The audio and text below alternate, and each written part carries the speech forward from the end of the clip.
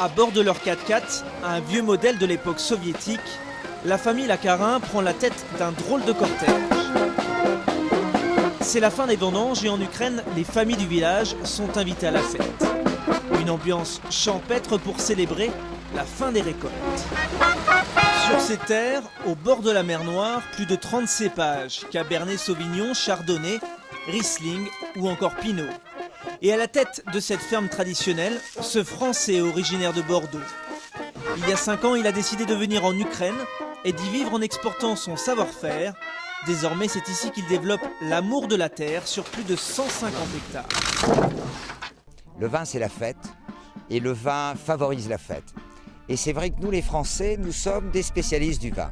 Il y a un véritable savoir-faire français du vin qui est reconnu dans le monde entier et qui est reconnu aussi en Ukraine.